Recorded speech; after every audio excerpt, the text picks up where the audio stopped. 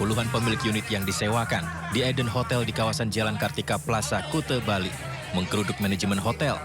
Para pemilik unit menyatakan manajemen hotel menguasai tanpa hak.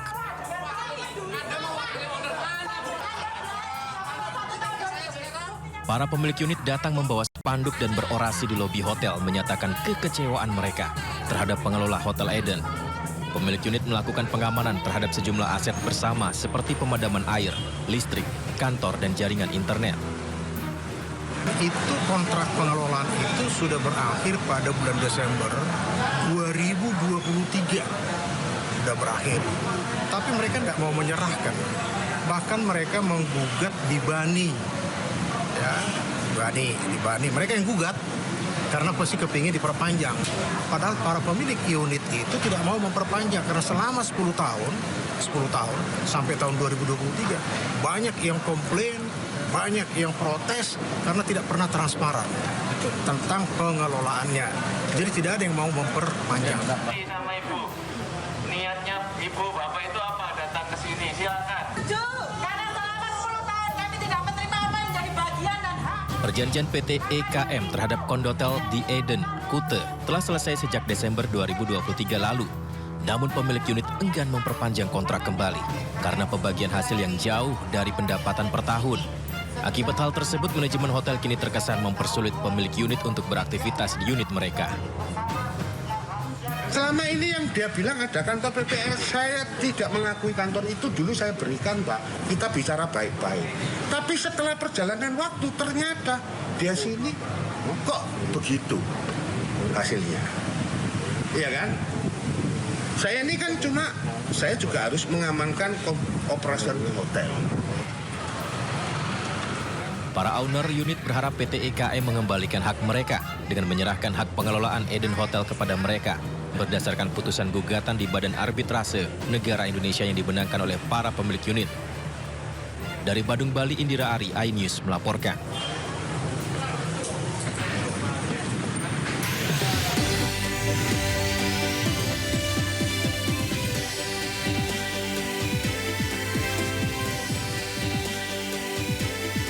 Petugas Gulkarmat bersama BPBD Jakarta kembali menemukan satu korban kebakaran di Plaza Glodok.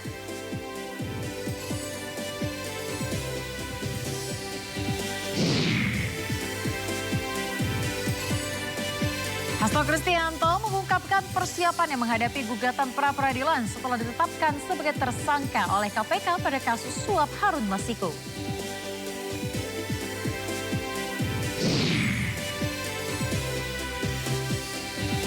Gencatan senjata Gaza telah diumumkan, namun militer Israel terus membombardir wilayah Gaza hingga menewaskan lebih dari 70 orang.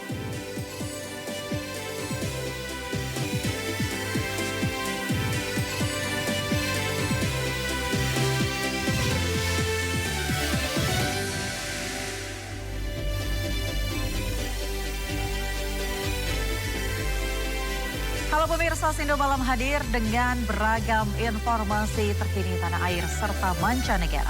Bersama saya, Aya Nufus. Inilah Sindo Malam selengkapnya.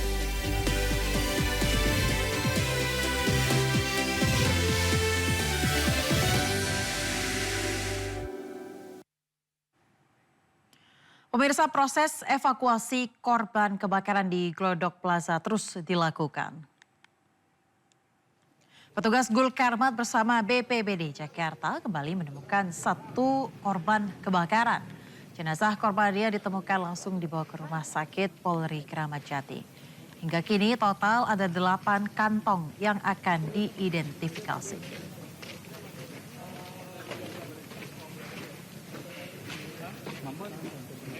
Kami menyusuri, ini kolaborasi gabungan, Sargab ya. Didampingin oleh pengelola gedung Pak Abraham ya, Pak Abraham yang tahu persis medan dan denah bangunan. Baik, kisaran di pukul 3:30 ya, ya 3:30 atau jam 15.30 di lokasi kitchen food itu ya serpihan lah gitu, tapi bersama DVI tadi langsung dimasukkan satu kantong, nanti akan periksa lebih lanjut di RS Polri. Bisa diperjelas terkait dengan serpihan yang tadi Anda sebutkan? Ya, ada indikasi gigi dan ada indikasi potongan daging dan kulit. Jadi memang posisinya sudah tidak utuh. Jadi masih di kisaran itu. Gitu. Artinya ini bisa saja bagian dari penemuan sebelumnya, Pak? Beda tempat. Oh, beda tempat. Jadi ini karena kemarin melakukan penyisiran, kita masuk dari depan sini, tadi kita mencoba masuk dari belakang. Dalam satu lantai 8 yang sama. Cuman kemarin kita temukan kita menyisir dari tangga darurat depan ini, tadi kita dari belakang. Maka kita tadi turun dari belakang. Jadi berlawanan. Jadi yang ada kemungkinan yang belum disisir oleh teman-teman yang sebelumnya. Makanya tadi temukan. Kalau pencarian sendiri akan dilakukan lagi hari ini atau nanti akan dilanjutkan besok hari, Pak? Nah, sebenarnya tadi ada kesepakatan, ada petunjuk dari pimpinan. Ini tadi kan sempat kita hentikan kan menimbang mengingatkan struktur dari bangunan itu kan udah panas sekian, itu tentu membahayakan bagi kita tim penyelamat. Jadi kita hentikan, ada upaya dari pengelola gedung bangunan untuk membersihkanlah badan karena di dalam itu banyak akses yang ketutup ya. Jadi dari material-material besi yang sudah runtuh menyatu di lantai. Jadi tadi sepakat gitu kalau dibersihkan oleh dari pengelola bangunan gedung tadi sebagian terus makanya dari pihak kepolisian dari Polsek sepakat yuk kita naik bersama-sama gabungan dari semua unsur. Sementara itu pemirsa, kepolisian melalui Kabid Humas Polda Metro Jaya Kombes Pol Ade Ari menyebut akan melakukan olah TKP setelah proses pencarian selesai.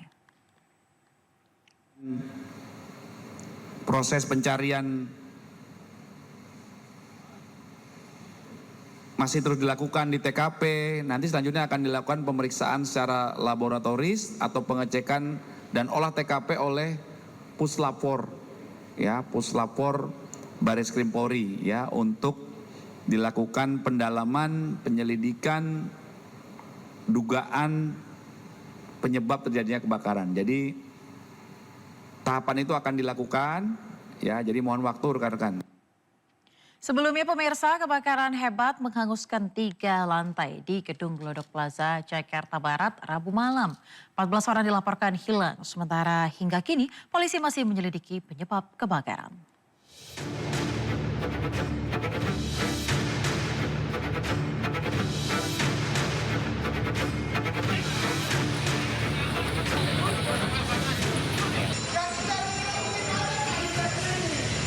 Di dalam disko udah besar. Inilah detik-detik saat api pertama kali muncul di diskotek Tiara yang terletak di lantai 8 Gedung Glodok Plaza, Jakarta Barat, Rabu malam. Bunyi alarm menggema di seantero gedung sementara petugas berupaya memadamkan api.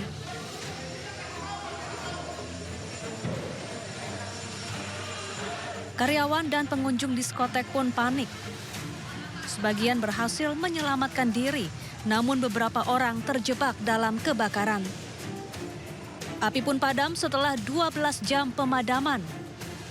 Namun hingga kini proses pencarian korban masih terus dilakukan. Dilaporkan sedikitnya 14 orang hilang. Hingga Sabtu sore, petugas telah menemukan 8 jenazah korban.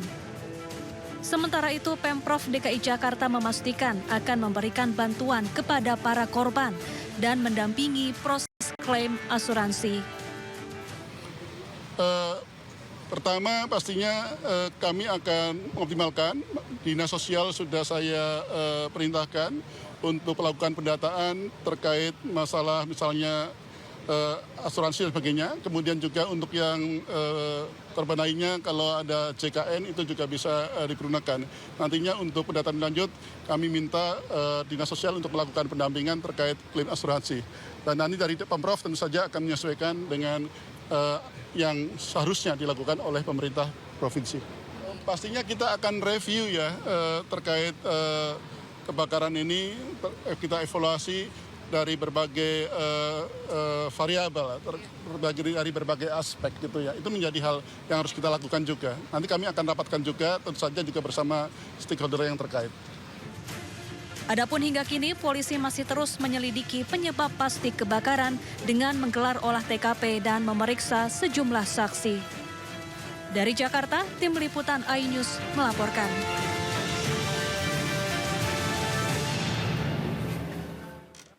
Ya, pemirsa, polisi memeriksa 7 saksi dalam peristiwa kebakaran Glodok Plaza. Dari keterangan sementara, api diduga berasal dari ruang hall diskotik yang tidak terpakai di lantai 9. 7 saksi yang diperiksa diantaranya satpam, teknisi, dan manajemen diskotik Tiara. Penyebab pasti kebakaran belum diketahui, namun dari keterangan sementara para saksi, api mulai terlihat di lantai 9 yang merupakan ruang hall diskotik yang tidak terpakai. Sejumlah saksi mengaku sempat mencium aroma asap dari belakang Videotron.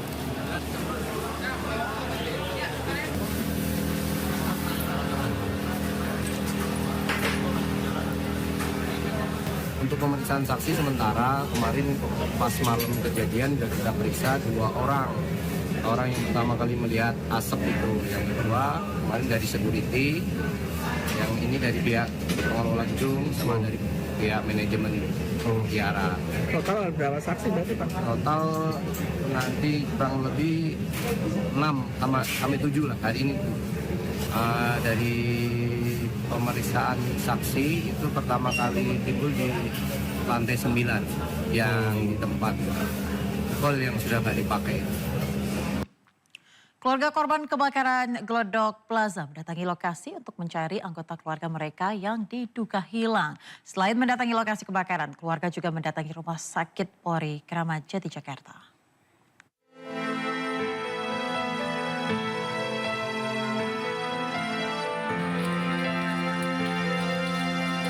Kebakaran Glodok Plaza di Taman Sari, Jakarta Barat menelan korban jiwa.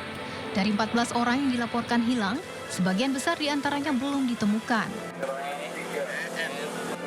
Sejumlah orang mendatangi posko kebakaran yang berada di depan gedung Glodok Plaza. Mereka datang untuk melaporkan anggota keluarganya yang hilang pasca kebakaran yang terjadi Rabu malam. Salah satu keluarga korban datang sambil membawa foto putrinya yang bekerja sebagai kasir diskotik. Warga Pademangan ini menantikan putrinya atas nama Ade Aryati yang tidak kembali ke rumah. Iya, kerja. Sebagai apa, Pak? Kasir. Sebagai kasir. Terakhir kontak sama keluarga jam berapa tuh, Pak? Kalau sama saya sih, apa itu WA-an jam 3-an. Jam 3 sore. Sore, WA doang. Pada saat kejadian nggak nginfoin ke keluarga gitu, Pak? Enggak ada. Karena HP-nya juga nggak aktif. Bapak sendiri sudah melaporkan ke posko ini, Pak? Udah ini udah dibilang di situ namanya juga udah. Atas nama siapa? Ade Aryati. Tidak hanya mendatangi lokasi kebakaran Glodok Plaza, keluarga Ade Aryati, korban kebakaran yang diduga hilang, juga mendatangi Rumah Sakit Polri Kramat Jati, Jakarta Timur. Keluarga mengatakan kedatangannya untuk memastikan apakah sejumlah jenazah yang berada di ruang jenazah RS Polri Kramat Jati, salah satunya adalah anggota keluarga mereka yang hilang.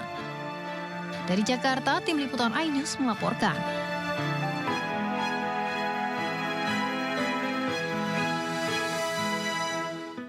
Pemirsa, hari ini TNI AL bersama warga dan sejumlah aktivis serta nelayan membongkar pagar laut yang ada di Tangerang, Banten. Pembongkaran pagar laut ini merupakan tindak lanjut dari perintah Presiden Prabowo Subianto.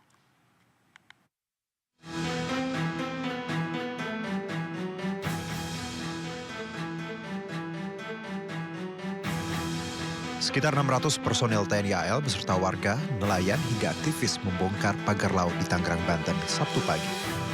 Pembongkaran pagar laut misterius ini dipimpin langsung oleh Komandan Pangkalan Utama AL atau Danlan Tamal 3 Jakarta, Brigadir Jenderal Hari Indarto. Ia menjelaskan pembongkaran pagar laut merupakan tindak lanjut dari perintah Presiden Prabowo Subianto. Kami hadir di sini atas perintah dari Presiden Republik Indonesia melalui Kepala Staf Angkatan Laut, ya, untuk membuka akses terutamanya, ya, bagi para nelayan yang akan melaut.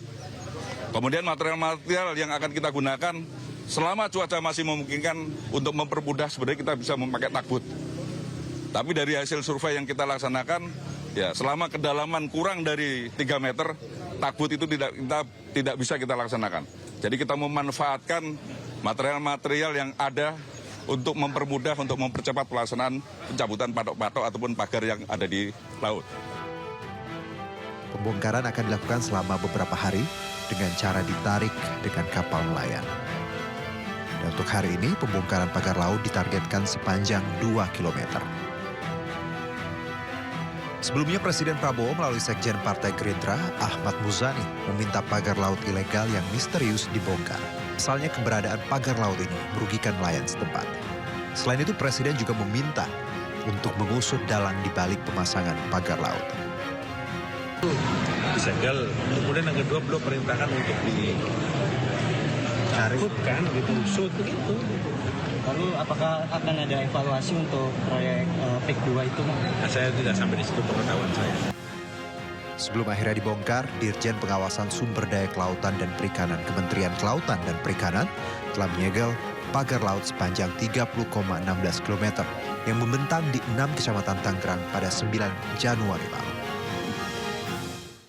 Pemirsa, pemasangan pagar bambu sepanjang 30,16 km di Laut Pesisir Utara, Kabupaten Tangerang, Banten, membuat dampak dari hasil tangkapan ikan nelayan anjlok hingga 80%. Imbasnya, harga ikan kini melambung 3 kali lipat dari harga normal di pasaran.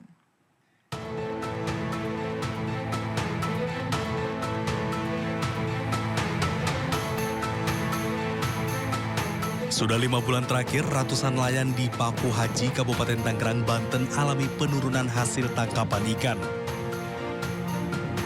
Para nelayan seringkali pulang tanpa hasil meski sudah berlayar 1 hari 1 malam di lautan. Keberadaan pagar bambu misterius yang membentang sejauh 30,16 km di 6 kecamatan dan 16 desa ini menghalangi kapal nelayan untuk mengekspor lautan. Kondisi ini diperparah dengan datangnya musim angin barat yang terjadi sepanjang November hingga Maret nanti. Banyak kapal nelayan karam berbenturan dengan pagar usai tersapu ombak besar di musim angin barat.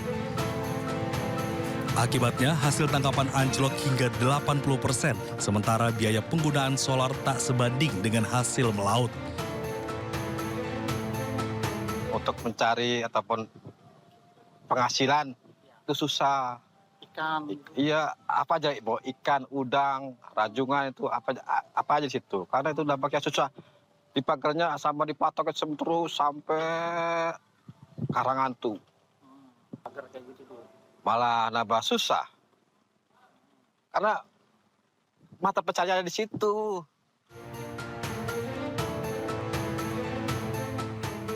Sejumlah pedagang pun terpaksa mendatangkan beberapa jenis ikan laut dari Muara Angke, Jakarta Utara untuk bisa melayani permintaan konsumen. Akibatnya, ikan seperti tongkol, tenggiri, kembung, sotong, cumi, hingga kerang hijau harganya meroket drastis.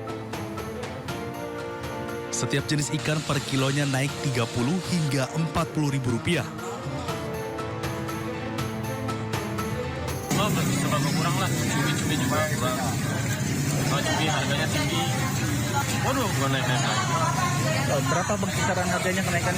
Kisarannya itu kenaikannya melonjaknya ya antara 40-30 kenaikan harga biasa. Dari harga biasa.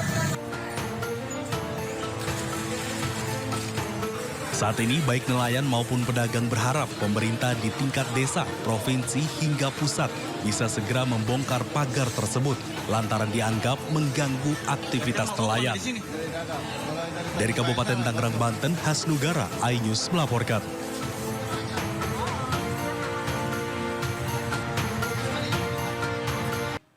Ya, kita informasi lainnya, pemirsa, Basarnas mencari mobil milik pensiunan TNI yang tercebur di perairan Marunda, Cilincing, Jakarta Utara.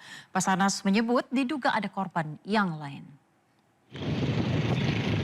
Puluhan personil Basarnas dari kantor SAR Jakarta melakukan pencarian mobil sedan milik jenazah pensiunan TNI yang tercebur di perairan Marunda, Cilincing, Jakarta Utara. Pencarian dilakukan dengan menggunakan alat menyelam tabung oksigen, dan alat khusus yang bisa mendeteksi benda di dasar laut. Dengan jarak radius 50 meter dan kedalaman 7 meter, para pasukan khusus Basarnas mencoba menyisir bagian dasar laut. Basarnas menyebut diduga ada korban kedua selain pensiunan Brigjen TNI Purnawirawan Hendrawan Ostefan yang jasadnya ditemukan mengambang di perairan Marunda, Jakarta Utara.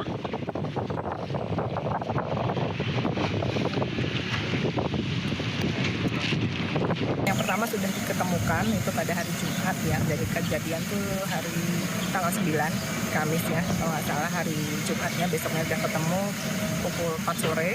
Kemudian namun diduga ada orang lain di kendaraan, sehingga kami dapat info itu baru kemarin untuk pencarian untuk kendaraan yang tersebut. Jadi kami bantu pencarian objek tersebut, memastikan ada atau tidak korban di dalam kendaraan. Sebelumnya pemirsa, jasad pria mengambang di perairan Marunda, Jakarta Utara merupakan purnawirawan TNI berpangkat Brigjen dan pernah bertugas di Badan Intelijen Negara. Dari rekaman CCTV, korban mengendarai mobil hingga ujung dermaga lalu jatuh ke laut.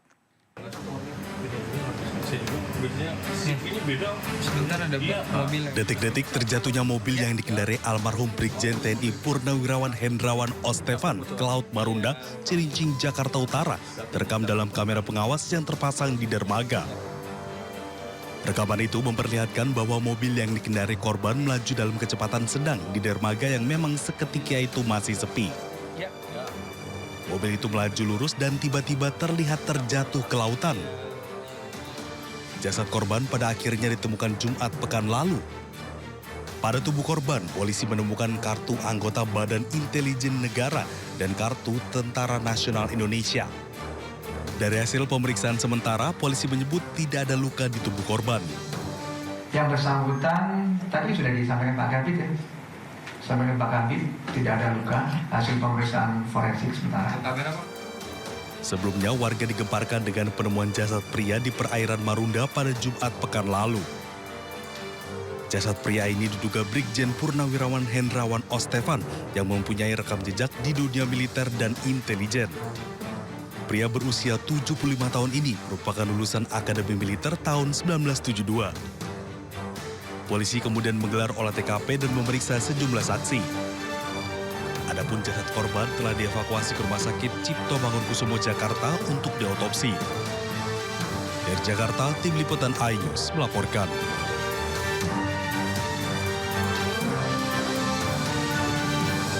Anda kembali di Sindo Malam bersama saya, Aya Nufus. Pemirsa, Sekjen PDIP Hasto Kristianto mengungkapkan mengenai persiapan dirinya menghadapi gugatan pra-peradilan yang ia ajukan setelah ditetapkan sebagai tersangka oleh KPK pada kasus suap Harun Masiku. Saat ditemui di pagelaran Wayang Perayaan HUT PDIP ke-52, Hasto mengatakan bahwa banyak pakar yang siap membantunya dalam upayanya untuk memperjuangkan keadilan. Diketahui sidang pra-peradilan pertama Hasto akan digelar pada Selasa 21 Januari 2025 mendatang. Hasto menambahkan bahwa dirinya akan kooperatif dengan KPK terkait jadwal pemanggilan berikutnya.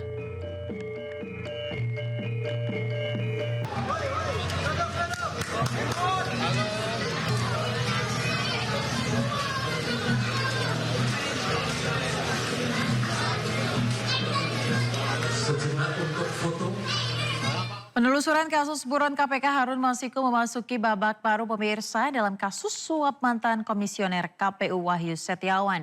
Setelah 5 tahun tidak ada perkembangan, penyidik KPK membuat gebrakan dengan menetapkan Sekjen PDI Perjuangan Hasto Kristianto sebagai tersangka.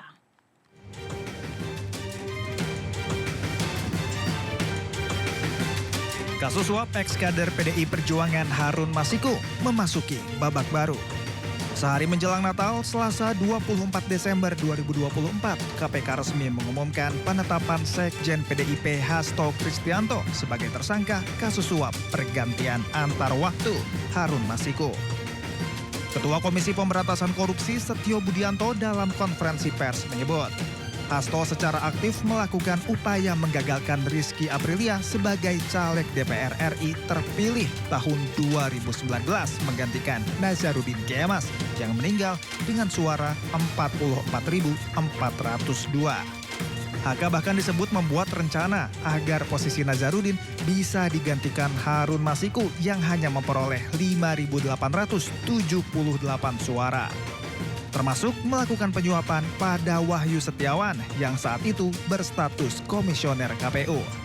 Usai melakukan penyidikan, KPK pun resmi mengumumkan Hasto terlibat kasus tindak pidana korupsi, yakni memberi hadiah atau janji kepada pegawai negeri atau penyelenggara negara, yaitu Wahyu Setiawan, anggota KPU periode 2017-2022. Hasto juga diduga sebagai otak di balik buronnya Harun Masiku. Saat proses penyidikan terhadap perkara HM dan upaya pencarian DPO HM ini dilakukan secara sangat serius, juga dilakukan tidak mengenal waktu, bahkan banyak melakukan koordinasi dengan berbagai pihak. Penyidik menemukan adanya bukti keterlibatan Saudara HK yang bersangkutan selaku Sekjen PDI Perjuangan. Usai ditetapkan tersangka oleh KPK, Sekjen PDI Perjuangan Hasto Kristianto akhirnya muncul ke publik dan menyampaikan sikapnya. Atas penetapan tersangka, Hasto mengaku tetap menghormati keputusan dari Komisi Pemberantasan Korupsi. Setelah penetapan saya sebagai tersangka oleh KPK, maka sikap dari PD Perjuangan adalah menghormati keputusan dari KPK. Kami adalah warga negara yang taat hukum.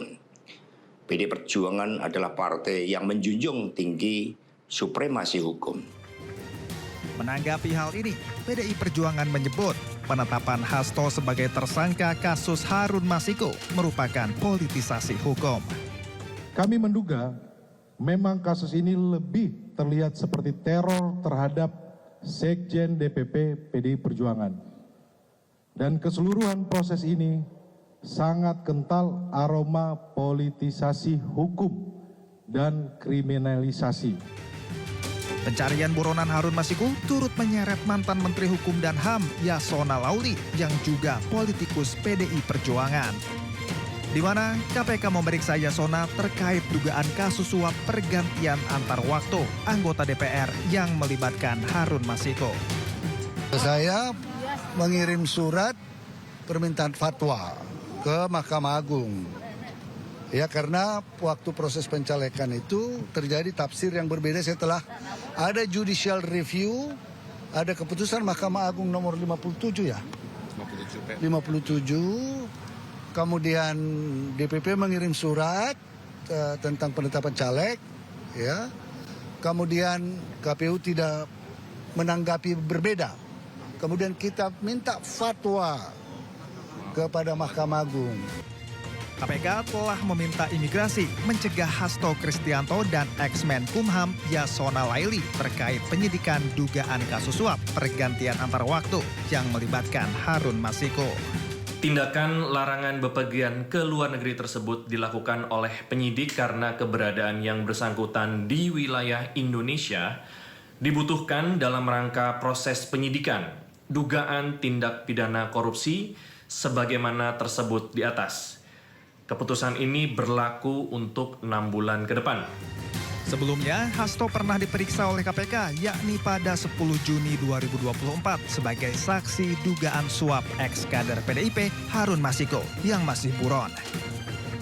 Dalam pemeriksaan ini, Hasto tak terima Kusnadi staf yang menemaninya turut digeledah penyidik KPK, termasuk menyita 3 buah handphone, kartu ATM, dan buku catatan miliknya.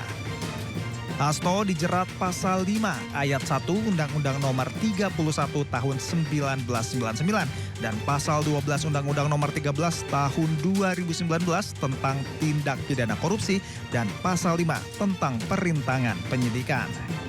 Tim Liputan, iNews melaporkan. Pemirsa, menanggapi isu pertemuan Ketua Umum PDI Perjuangan Megawati Soekarnoputri dengan Presiden Prabowo Subianto, Sekjen PDIP Hasto Kristianto menyebut Megawati akan mengatur pertemuan tersebut. Presiden kelima yang juga merupakan Ketua Umum PDI Perjuangan Megawati Soekarnoputri dan Presiden Prabowo disebut akan berkomunikasi langsung untuk membahas pertemuan di antara keduanya. Sekjen PDIP Hasto Kristianto menyebut Megawati dan Prabowo memiliki hubungan yang baik dan kedekatan ideologis. Namun Hasto mengatakan belum ada kepastian kapan dan di mana pertemuan tersebut akan dilangsungkan. Karena pertemuan tersebut akan ditentukan oleh Megawati yang akan berkomunikasi langsung dengan Prabowo.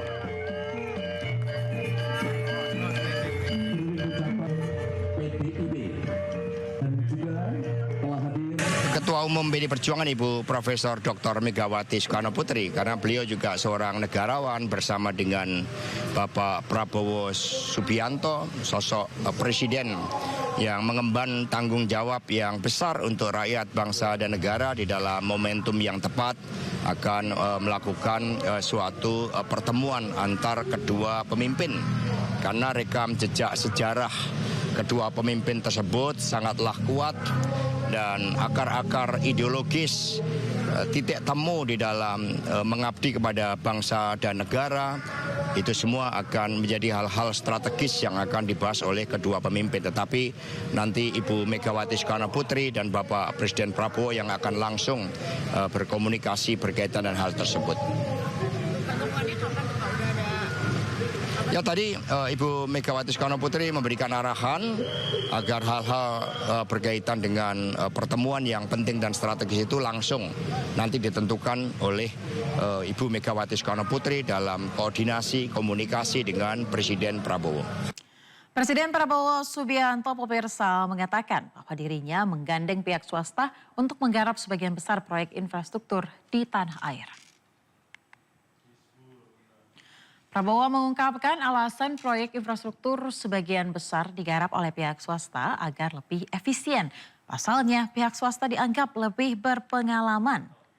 Untuk itu, Prabowo mempersilahkan perusahaan swasta untuk mulai bergerak menggarap proyek-proyek infrastruktur dalam rangka membangun negeri. Sementara itu, pemerintah lebih fokus dalam meningkatkan kesejahteraan dan perlindungan masyarakat. Prabowo menambahkan target Indonesia sudah jelas, yakni mengejar swasembada pangan yang ditargetkan terrealisasi sebelum kurun waktu 4 tahun hingga swasembada energi.